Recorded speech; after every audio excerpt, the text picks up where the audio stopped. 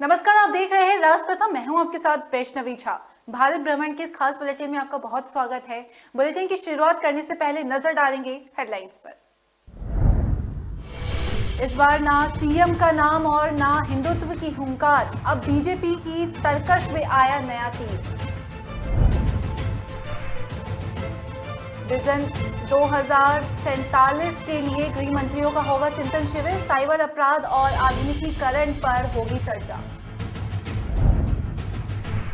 मनोहर लाल खट्टर ने दिया दो टूक जवाब, कहा राम रहीम सिंह को दी गई पैरोल में उनकी कोई भूमिका नहीं। राजनाथ सिंह और सेना प्रमुख इन्फेंट्री दिवस कार्यक्रम में किया शिरकत, कई परियोजनाओं का किया शुभारंभ। और नीतीश कुमार और पीके बिहार में रच रहे हैं साजिश, बीजेपी नेता संजय जायसवाल ने वीडियो पोस्ट कर खोली पोल। अब खबरें जानेंगे विस्तार से। गुजरात विधानसभा चुनाव का ऐलान होने में अब देरी नहीं रही है। वहीं पीएम नरेंद्र मोदी के गृह प्रदेश में 14वीं विधानसभा का कार्यकाल 18 फरवरी 2023 को खत्म हो रहा है। ऐसे में यहां सभी दल जीत हासिल कर सत्ता का काबिज होने की पुरजोर की तैयारियों में जुटे हुए हैं। बीजेपी इसमें एक कदम आगे बढ़कर सक्रिय है। पीएम का कनेक्शन तो इस राज्य से ही है, लेकिन स्वाभाविक है कि पार्टी उनकी छवि और उनका नाम पर यहां विधानसभा चुनावों पर सियासी खेल अपने पक्ष में करने के लिए पूरी ताकत झोंक रहे हैं। चुनाव प्रचार की कमान भी पीएम मोदी ने संभाल रखी है। वो जोर शोर से गुजरात के दौरे कर रहे हैं और इस बारे में चुनाव में मोदी फैक्टर अहम माना जा रहा है। एक तरह से देखा जाए तो इस बार बीजेपी की तरकश में मोदित्व नाम का ब्रह्मास्त्र शामिल है। देश में कहीं भी चुनाव हो, बीजेपी मोदी के करिश्मे को भुनना चाहती है। ऐसे में ये तो स्वाभाविक है कि उनके गृह राज्य गुजरात के चुनाव का खेल भी उनके नाम पर खोला जाए। साथ ही उनकी बीते महीनों के गुजरात के दौरे इसके गवाह है। इस सूबे में 27 साल से सत्ता बीजेपी को यूं ही नहीं मिल गई है। ये तो तय है कि पार्टी ही नहीं बल्कि नरेंद्र मोदी भी यहां पहले के अनुभवों का इस्तेमाल कर बीजेपी को जिताने की कोई कसर नहीं छोड़ रहे हैं। लगातार सूबे में नए प्रोजेक्ट्स शुरू करना, रोड शो करना चुनाव जीतने की रणनीति का एक ही हिस्सा है। साथ ही इस साल मार्च से ही पीएम मोदी महीने में कम से कम एक बार गुजरात का चक्कर लगा रहे हैं। पीएम मोदी के रोड शो के दौरान अच्छी खासी भीड़ बता रही है कि उनके घर में उनका जादू अभी भी सिर चढ़कर बोलता है। भले ही सूबे में आप आने से मामला त्रिकोणीय हो गया है, लेकिन कांग्रेस और आम आदमी पार्टी सीधे तौर पर पीएम मोदी से टकराने के मूड में नहीं है, इसलिए उनके निशाने पर बीजेपी के लोकल नेता हैं।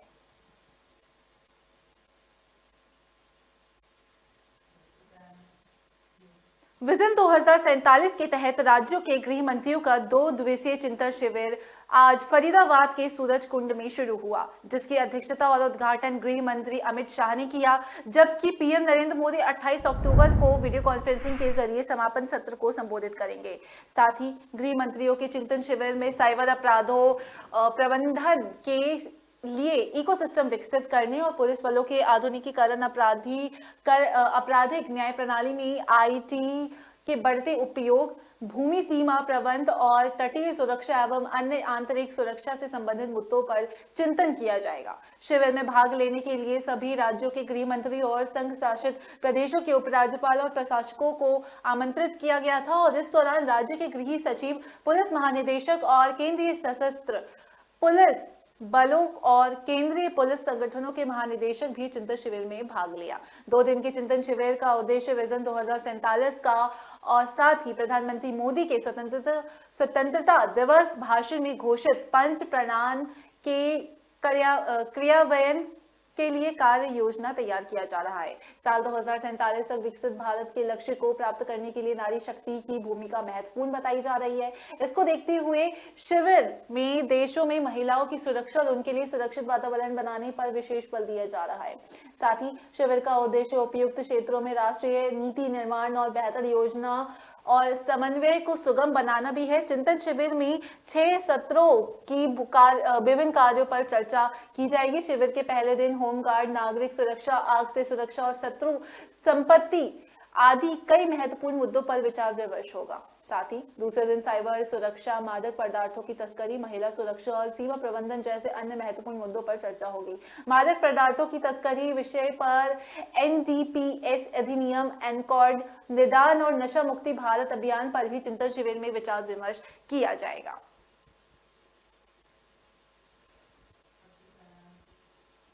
हरियाणा के सीएम मनोहर लाल खट्टर ने 26 अक्टूबर को कहा कि डेरा सच्चा सौदा प्रमुख गुरमीत राम रहीम सिंह को दी गई पैरोल में उनकी भूमिका नहीं है, क्योंकि जेलों के अपने नियम होते हैं। साथ ही सिरसा में 2 शिष्यों से दुष्कर्म के आरोप में 20 साल जेल की सजा काट रहे राम रहीम को हाल ही में 40 दिन की पैरोल मिली थी। और हरियाणा में 3 नवंबर को आदमपुर उपचुनाव और पंचायत चुनाव है। उससे पहले डेरा सच्चा सौदा प्रमुख गुरमीत राम रहीम सिंह को पैरोल देने के फैसले से राज्य में विवाद खड़ा हो गया है। यहां संवाददाता सम्मेलन में राम रहीम के पैरोल के बारे में पूछे जाने पर खट्टर ने कहा कि पैरोल दिलाने में उनकी कोई भूमिका नहीं है। हरियाणा के मुख्यमंत्री मनोहर लाल खट्टर ने राज्य में अपनी सरकार के 8 साल पूरे होने पर आयोजित संवाददाता सम्मेलन में कहा कि इसमें मेरी कोई भूमिका नहीं थी। अदालत कारावास की घोषणा करती है और एक दोषी जेल जाता है, इसके बाद जेल के नियम सभी कैदियों पर लागू होते हैं। डेरा सच्चा सौदा गुरमीत राम रहीम के पैरोल को लेकर कांग्रेस ने भी सवाल उठाए थे, जिस पर जेल मंत्री चौधरी रंजीत सिंह चौटाला ने कहा था कि पैरोल और आदमपुर उपचुनाव एक साथ होना सिर्फ इत्तेफाक है। चुनाव को लेकर राम रहीम को पैरोल नहीं दी गई है। चौधरी रंजीत सिंह चौटाला ने कहा कि पैरोल देना कोर्ट का मामला है, हमारा नहीं।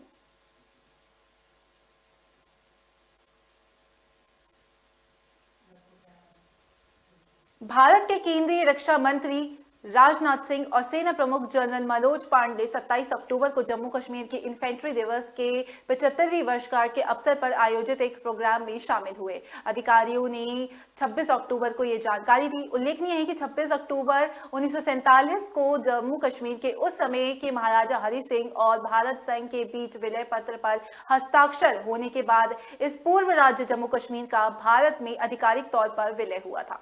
गौरतलब है कि भारत की आजादी के बाद 26 अक्टूबर 1947 को जम्मू कश्मीर का देश के एक साथ आधिकारिक तौर पर विलय हुआ था, जिसके कारण जम्मू कश्मीर के राजा हरि सिंह ने भारत में विलय के कागजातों पर हस्ताक्षर भी किए थे। उसके बाद भारतीय सेना 27 अक्टूबर 1947 को बड़गांव हवाई अड्डे पर उतरी थी और इस दिन को इन्फेंट्री दिवस के रूप में मनाया जाता है। कुछ सालों बाद 1956 में इसे भारतीय संघ का हिस्सा भी घोषित कर दिया गया था। इस ऐतिहासिक दिन को प्रदर्शित करने के लिए 1947 के कुछ प्रमुख दृश्यों को फिर से दर्शाया गया और एक वरिष्ठ अधिकारी ने बुधवार को कहा कि रक्षा मंत्री और सेना प्रमुख गुरुवार को जम्मू कश्मीर में इन्फेंट्री दिवस की 75वीं वर्षगांठ के कार्यक्रम में हिस्सा लिया और इस दौरान सशस्त्र बलों के कई अन्य शीर्ष अधिकारी भी मौजूद रहे थे।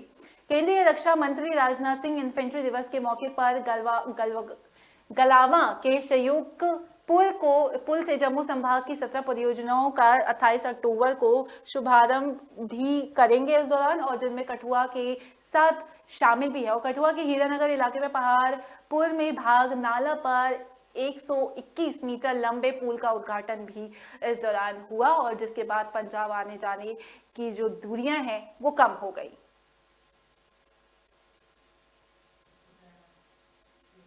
चुनावी रणनीतिकार प्रशांत किशोर बिहार में पदयात्रा कर रहे हैं। इसको लेकर बीजेपी और महागठबंधन के नेता पीके अलग अलग आरोप भी लग रहे हैं। प्रशांत किशोर के एक ही बयान को लेकर बीजेपी के प्रदेश अध्यक्ष संजय जायसवाल ने गुरुवार को बयान जारी कर नीतीश और प्रशांत किशोर पर हमला किया है।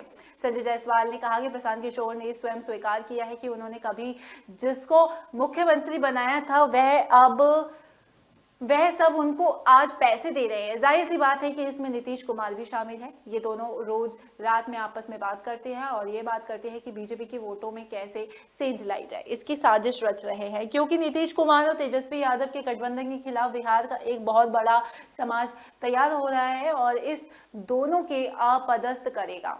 साथ ही आगे बीजेपी नेता ने कहा कि इस साजिश का हिस्सा प्रशांत किशोर नीतीश कुमार का एजेंट बनकर कर रहे हैं। और संजय जायसवाल ने कहा कि खुद कल प्रशांत किशोर ने इस बात को स्वीकार किया था कि जो भी व्यक्ति आज मुख्यमंत्री है जिसको उन्होंने मदद की है वह सब उनकी फंडिंग कर रहे हैं। जाहिर सी बात है कि इसमें सबसे बड़े फंड देने वाले नीतीश कुमार ही निकलेंगे और जन सुराज अभियान के लिए पैसे कहां से आ रहे हैं, इस सवाल का जवाब देते हुए बुधवार को प्रशांत किशोर ने कहा था कि पैसे सरस्वती से आ रहा है। पिछले 10 सालों में जिन नेताओं ने दलों के लिए काम किया उनसे 1 रुपया भी नहीं लिया था। उनमें से 6 अभी मुख्यमंत्री है और वे लोग ही जन सुराज अभियान के लिए शुरुआती मदद कर रहे हैं।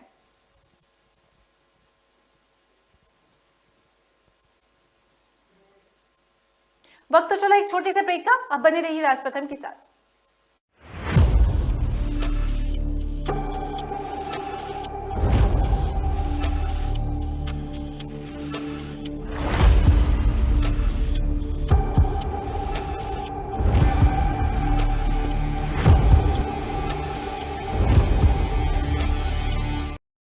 Amazon Great Indian Festival starting 23rd September. Ramesh के घर बड़ा वाला टीवी आया, पम्मी जी ने लेटेस्ट फैशन सबको दिलाया, चंचल ने भी नया फोन बढ़िया डील में पाया। अरे बोलो बोलो पूरे मोहल्ले को जानना है। Amazon से लिया, Amazon से लिया, Amazon, Amazon, Amazon। आ रहा है Amazon Great Indian Festival, बड़े ब्रांड्स पर बड़ी डील्स, नो कॉस्ट EMI और बैंक डिस्काउंट 23 सितंबर से लिया।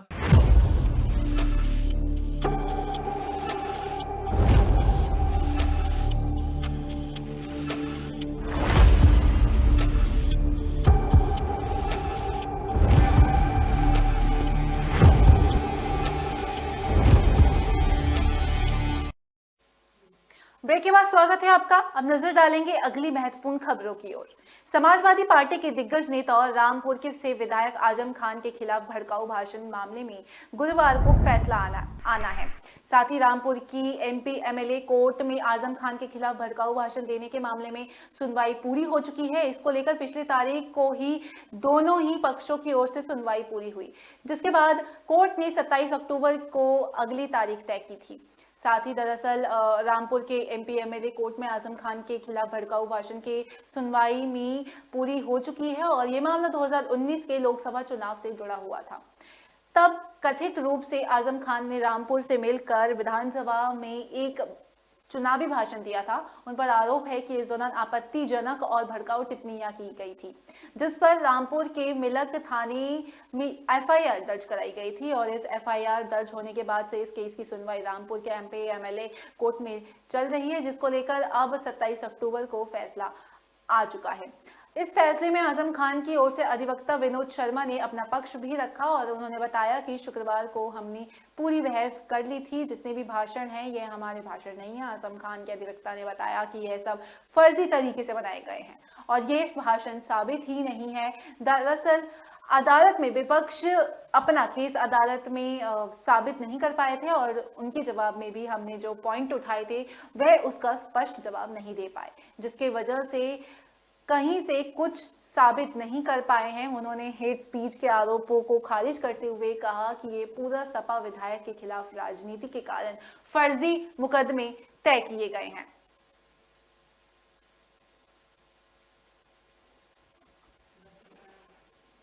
प्रयागराज में प्लेटलेट्स चलाए जाने के बाद डेंगू पीड़ित मरीज की मौत हो जाने से जुड़े मामले में 3 सदस्यीय कमेटी की जांच रिपोर्ट सामने आई। जांच रिपोर्ट में मौसम्बी का जूस चढ़ाए जाने की बात सामने नहीं आई। दरअसल मौत का शिकार हुए युवक के परिजनों ने मौसम्बी का जूस मिला हुआ प्लेटलेट्स चढ़ाए जाने का आरोप लगाया था। जांच कमेटी ने दावा किया कि मरीजों को प्लेटलेट्स ही चढ़ाया गया था, लेकिन उसे ठीक ढंग से प्रिजर्व नहीं किया गया था। रिपोर्ट की माने तो मरीज को असुरक्षित ढंग से रखा गया और प्लेटलेट्स यानी प्योरली प्रिजर्व्ड प्लेटलेट्स चढ़ाया गया था और प्लेटलेट्स चढ़ाए जाने के बाद इलाज के दौरान मरीज की मौत हो गई और DM संजय खन्नी ने SDM CEO और डिप्टी CMO की जांच कमेटी बनाई गई थी और कोर्ट ने 26 अक्टूबर देर शाम अपनी रिपोर्ट DM को सौंप दी थी। DM के मुताबिक आरोपी global hospital and trauma centre की भी जांच कराई गई और इसके अलावा मृतक मरीज प्रदीप पांडे की मामले की भी अलग से जांच कराई गई और मामले में ग्लोबल हॉस्पिटल की लापरवाही सामने आई थी। इस मामले में सीएमओ के निर्देश पर 20 अक्टूबर को ही अस्पताल को सील कर दिया गया था और सीएमओ के स्तर पर अग्रिम कार्रवाई भी की जा रही है। प्रयागराज विकास प्राधिकरण ने भी अस्पताल की बिल्डिंग को ध्वस्तीकरण का नोटिस जारी कर दिया और साथ ही हालांकि और डीएम एसपी ने 21 अक्टूबर को प्रेस कॉन्फ्रेंस कर एक गिरोह से जुड़े हुए 10 लोगों को गिरफ्तार करने का दावा किया था। प्रेस कॉन्फ्रेंस में बताया गया था कि गिरोह के लोग प्लाज्मा को ही प्लेटलेट्स बताकर उसे ऊंचे दामों पर जरूरतमंद को बेचते थे और असुरक्षित तरीकों से प्लाज्मा चढ़ाए जाने की वजह से कई मरीजों की तबीयत बिगड़ जाती थी।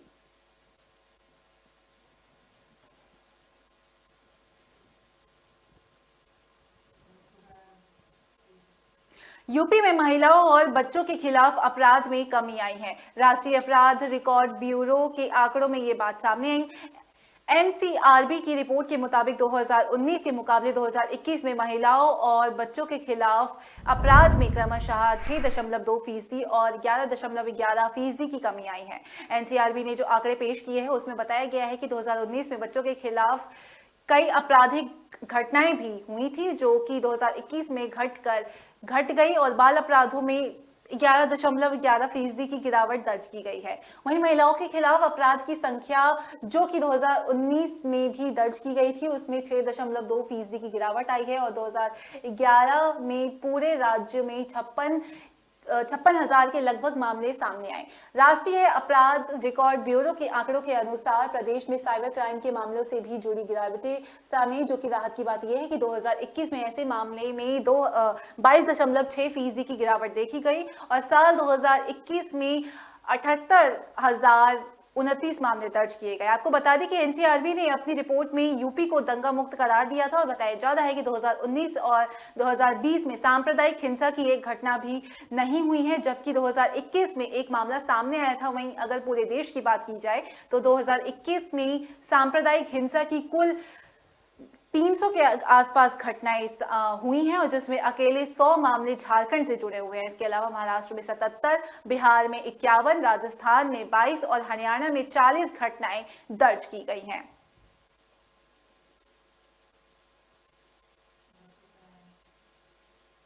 कभी अपना दल के युवा मोर्चा के प्रदेश अध्यक्ष अनुप्रिया पटेल और उनके पति आशीष पटेल के बेहद करीबी माने जाने वाले नेता हेमंत चौधरी ने पार्टी के खिलाफ बगावत कर दी है। उन्होंने अपनी ही पार्टी के खिलाफ बगावत के पूर्वांचल की बस्ती की धरती की बिगुल फूंकते हुए सीधे तौर पर कहा कि आने वाले लोकसभा चुनाव में वह अपनी एक नई पार्टी बनाकर अपने कार्यकर्ताओं को चुनाव मैदान में उतारेंगे और अपना दल को पूरी तरीके से बर्बाद कर देंगे। बस्ती में एक कार्यक्रम का आयोजन किया गया जिसमें अपना दल के कार्यकर्ताओं को अधिक से अधिक संख्या में एकत्रित करने का प्रयास किया गया। अपना दल युवा मोर्चा के प्रदेशाध्यक्ष रहे हेमंत चौधरी ने 10 दिन पहले ही पार्टी की गतिविधियों और अलकमान नेताओं के व्यवहार से नाराज होकर इस्तीफा दे दिया। उन्होंने खुद अपनी पार्टी बनाने के लिए पहला कदम शुरू किया। साथ ही अपने दल के पूर्व प्रदेशाध्यक्ष हेमंत चौधरी ने पार्टी के राष्ट्रीय अध्यक्ष अनुप्रिया पटेल ने उनके पति आशीष पटेल को लेकर बड़ा बयान देते हुए कहा कि आने वाले वक्त में वे दोनों को सबूत के साथ एक्सपोज करेंगी। साथ ही किस तरीके से ये लोग कार्यकर्ताओं का दोहन कर रहे हैं। साफ तौर पर हेमंत चौधरी ने आरोप लगाया कि पूर्व के चुनावों में पार्टी ने करोड़ों रुपए की टिकट को बेचा और अपने कार्यकर्ताओं को दरकिनार कर दिया। हालात अब पार्टी के ऐसे हो गए हैं कि अनुप्रिया पटेल का पैर छूने के लिए भी नए कार्यकर्ताओं को 1 लाख रुपए तो पुराने कार्यकर्ताओं को 26,000 का रसीद कटवाना पड़ता है।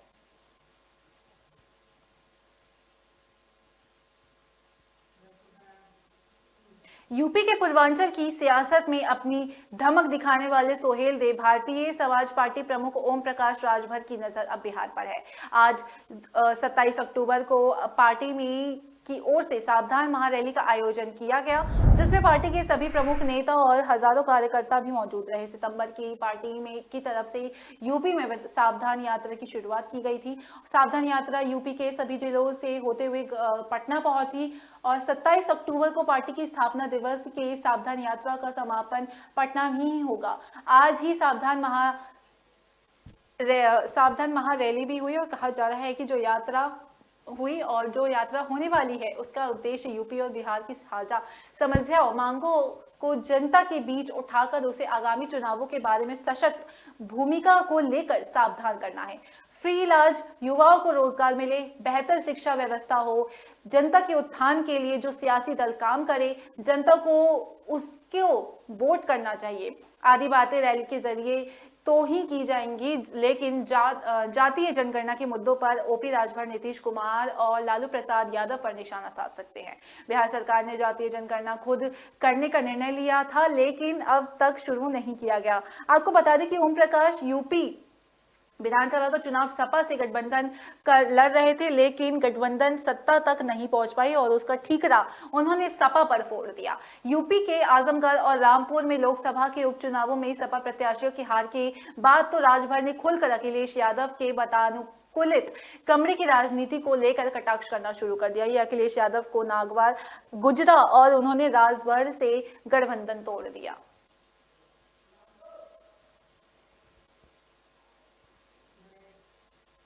फिलहाल वक्त तो चलो एक छोटे से ब्रेक का। ब्रेक के बाद जल्द हाजिर होंगे।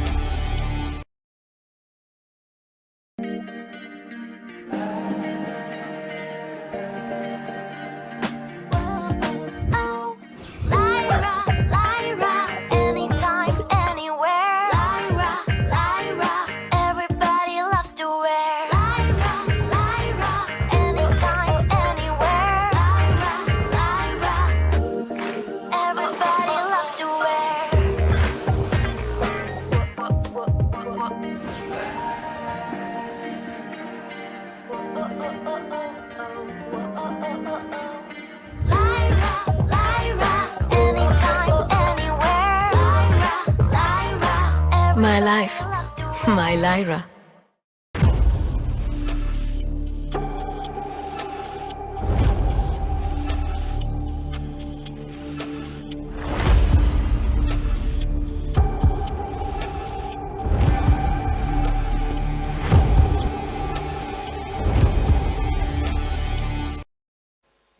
ब्रेक के बाद स्वागत है आपका। रुक करेंगे अगली खबर का। राजस्थान के बारां में आरएसएस के जिला प्रचारक रामेश्वर कुमार को एक व्यक्ति ने संघ छोड़ने और हिंदू धर्म को छोड़कर मुस्लिम धर्म अपनाने की धमकी दी है। दिवाली के एक दिन पहले ही दी गई इस धमकी के बाद पुलिस की नींद उड़ा दी गई है, जिसके बाद पुलिस ने जांच शुरू किया। पुलिस ने इस मामले में मुख्य आरोपी समेत एक बाल अपराधी को गिरफ्तार किया है। दरअसल आरएसएस प्रचारक को यह धमकी दिवाली से एक दिन पहले दी गई थी। आरोपी ने खुद को पाकिस्तान का बताया था और इस धमकी भरे कॉल से बारां पुलिस सतर्क हो गई थी। पुलिस ने जब जांच शुरू किया था तब धमकी देने वाले आरोपी जिला प्रचारक के गांव का ही निकला। उसने पूर्व में हुई कहासुनी का बदला लेने के लिए प्रचारकों को डराने के लिए फोन किया था। पुलिस के अनुसार झालावाड़ जिले के पिडावा तहसील में मायाखेड़ी गांव निवासी रामेश्वर कुमार को 23 अक्टूबर को अज्ञात विदेशी पाकिस्तान के नंबरों से कॉल आया था और कॉल करने वालों ने खुद को पाकिस्तान का निवासी बताया था। उसने रामेश्वर को आरएसएस छोड़ने और हिंदू धर्म छोड़कर मुस्लिम धर्म अपनाने को कहा था। ऐसा नहीं करने पर फोन करने वालों ने उसको जान से मारने की धमकी दी थी। आरएसएस प्रचारक रामेश्वर कुमार ने इसे मजाक में लिया और कुछ देर बाद फिर से दूसरे नंबर से उसे कॉल आया और आरोपी ने उनको लोकेशन भी बता दी। साथ ही बीते कुछ दिनों बाद ही छिपा बड़ौद में दौरा कर रहे रामेश्वर कुमार ने स्थानीय पुलिस थाने में इसकी शिकायत दर्ज कराई। पिछले दिनों उदयपुर में हुई टेलर कन्हैया लाल की हत्या जैसी घटनाओं से सबक लेते हुए बारां पुलिस तत्काल अलर्ट मोड पर आई और पुलिस अधीक्षक कल्याण मीना ने फोन करने वालों का पता लगाने के लिए साइबर एक्सपर्ट की टीमों को तक लगा दिया।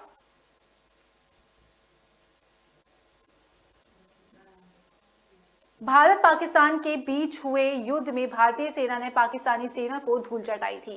भारतीय सेना के जवानों के किस्से कहा सुनी तो बहुत ही सुनी होगी, लेकिन आज हम आपको एक ऐसी 80 वर्षीय रिटायर्ड जवान से मिलवाते हैं जो कि युवाओं के लिए मिसाल बनकर रह गए हैं।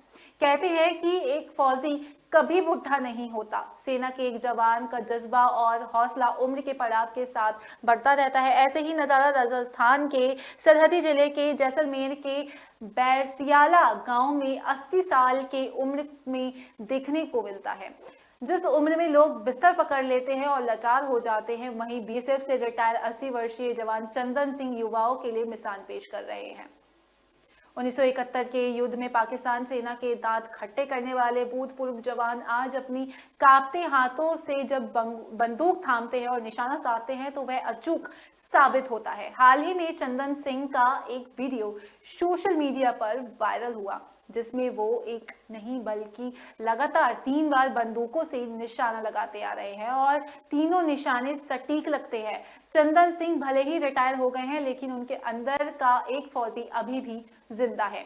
उनकी इस निशानबाजी के वीडियो सोशल मीडिया पर जमकर वायरल हो रहा है। 1971 के युद्ध में पाकिस्तान सेना के दांत खट्टे करने वाले भूतपूर्व जवान आज अपने कांपते हाथों से जब बंदूक थामते हैं और निशाना साधते हैं तो वह अचूक साबित होता है। तो लगातार ये देखा गया, ये काफी वीडियो जो है वो तेजी से वायरल हो रहा है कि कैसे एक 80 वर्षीय पुरुष अपने कांपते हाथों से एकदम सटीक निशाना लगाता है।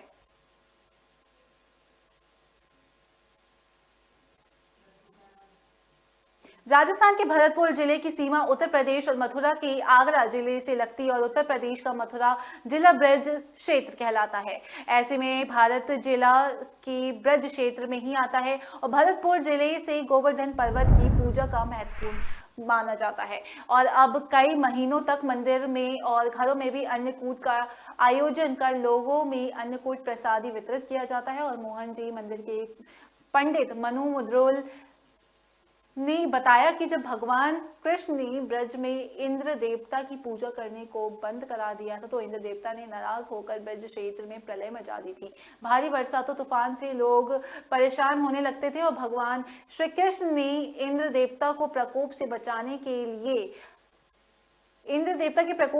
के लिए अपने हाथ की छोटी उंगली पर गोवर्धन पर्वत को उठा लिया और ब्रज के सभी लोगों को गोवर्धन पर्वत के नीचे बुलाकर इंद्र देवता के प्रकोप से बचाया था और ब्रजमंडल की रक्षा की थी। अंत में अभिमान टूटने के बाद देवराज इंद्र भगवान श्री कृष्ण के समक्ष शरणागत हुए थे।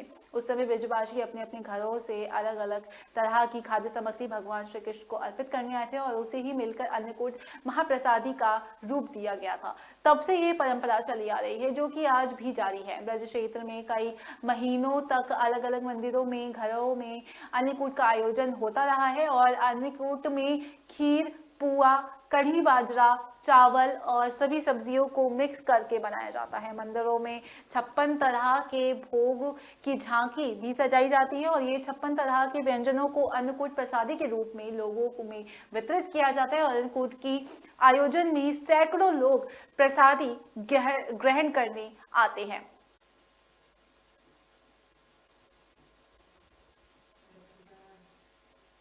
राजस्थान बेरोजगार एकीकृत महासंघ के बैनर तले राजस्थान के सैकड़ों युवा पिछले 25 दिन से गुजरात में प्रदर्शन कर रहे हैं। कारण उनकी सरकार से मांगे हैं कि जिनके लिए राजस्थान के मुख्यमंत्री अशोक गहलोत से मिलकर और बात कर समाधान चाहते हैं। ऐसा नहीं होने पर राजस्थान उन युवाओं ने अपनी दिवाली गुजरात में अहमदाबाद स्थित कांग्रेस कार्यालय के बाहर मनाई थी। उन्होंने कहा कि बेरोजगार युवाओं की यह काली दिवाली है। जब तक राजस्थान के मुख्यमंत्री अशोक गहलोत अपनी बजट घोषणा में युवाओं से किए वादे पूरे नहीं करेंगे तब तक युवा गुजरात छोड़कर राजस्थान नहीं आएंगे। राजस्थान बेरोजगार एकीकृत महासंघ के प्रदेशाध्यक्ष उपेंद्र यादव ने बताया कि 2 अक्टूबर से प्रदर्शन कर रहे हैं, जिसे बुधवार की 25 दिन हो चुके हैं और उसके बाद से सरकार की तरफ से कोई बात नहीं सामने आई। युवा बेरोजगार है तो खुशी वाली दिवाली कैसे हो सकती है? इसी कारण कांग्रेस कार्यालय के बाहर युवा लेटे और दीपक सामने रखकर काली दिवाली मनाई गई। यही नहीं, दिवाली के दिन भूख हड़ताल भी रखी गई। किसी भी युवा ने कुछ भी नहीं खाया। उन्होंने कहा कि राजस्थान कांग्रेस सरकार की तानाशाही और लापरवाही के खिलाफ बेरोजगारों विभिन्न मांगों को लेकर भूखे रहकर गुजरात कांग्रेस कार्यालय के बाहर बेरोजगारों ने लेटकर काली दिवाली मनाकर सत्याग्रह किया। उपेंद्र यादव ने कहा कि हम बेरोजगार युवाओं की वाजिब मांगों को ही मांग कर रहे हैं और जो 20 सूत्रीय है इसके इसके लिए पिछले 25 दिनों से शांतिपूर्ण प्रदर्शन कर रहे हैं, लेकिन राजस्थान सरकार को कोई फर्क नहीं पड़ता। युवाओं की परेशानी नहीं देखी जा रही है। लेकिन अब गुजरात में चुनाव है, राजस्थान से कोई भी कांग्रेस नेता यहाँ आएंगे तो उनका पुरजोर विरोध करेंगे। गुजरात की जनता को कांग्रेस सरकार का वादा खिलाफी दिखाएंगे। हमने यह भी ठान लिया है कि चाहे कितने भी दिन हो जाए, जब तक सरकार हमारी मांगे पूरी नहीं करेगी तब तक हम ऐसे ही विरोध करते रहेंगे।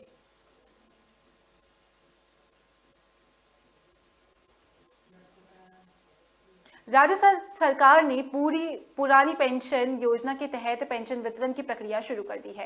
राज्य के पेंशन विभाग ने एक आदेश जारी किया जिसमें कहा गया कि 1 जनवरी 2004 को और उसके बाद सेवानिवृत्त होने वाले कर्मचारी 31 अक्टूबर तक पेंशन के लिए ऑफलाइन आवेदन जमा कर सकते हैं। अधिकारियों ने बताया कि विभाग ऑनलाइन आवेदन के लिए भी प्रक्रिया लाई जा रही है और विभाग के द्वारा जारी सर्कुलर के अनुसार जिन कर्मचारियों के पास कर्मचारी आईडी, एचओ कार्यालय आईडी नहीं है और वे ऑफलाइन आवेदन कर सकते हैं। इसके अलावा वे कर्मचारी जिनका वेतन पीआरआई पेमेनेजर से निकला जा रहा है, जो कोई एचओ को रिपोर्ट करते हैं, वो ऑफलाइन आवेदन कर सकते हैं। इससे पहले सीएम गहलोत ने पुरानी पेंशन योजना पर हिमाचल प्रदेश के सीएम के बयान को दुर्भाग्यपूर्ण बताया था। सीएम गहलोत ने कहा था कि जयराम ठाकुर ने एक दुर्भाग्यपूर्ण बयान दिया है कि राजस्थान में पुरानी पेंशन योजना लागू नहीं किया गया है और राजस्थान में पुरानी पेंशन योजना लागू होने के बाद 1 जनवरी 2004 के बाद से ही नियुक्त और सेवानिवृत्त हुए 100 से अधिक कर्मचारियों के पेंशन मामलों का निपटारा कर दिया गया है। सीएम गहलोत ने आगे कहा कि जयराम ठाकुर और बीजेपी को अपना रुख साफ रखना चाहिए। साथ ही उन्होंने कहा कि उन्हें बताना चाहिए कि वे पुरानी पेंशन योजना के खिलाफ क्यों थे, जो कर्मचारी को सामाजिक सुरक्षा सुनिश्चित करता है।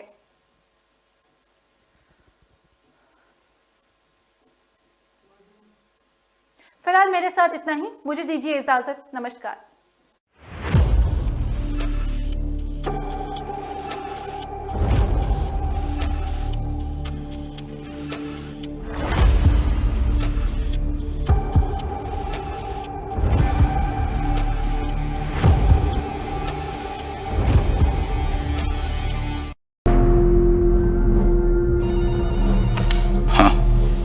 बच्चा हमारे पास है। तू आज शाम को ग्वालपाड़ी के पीछे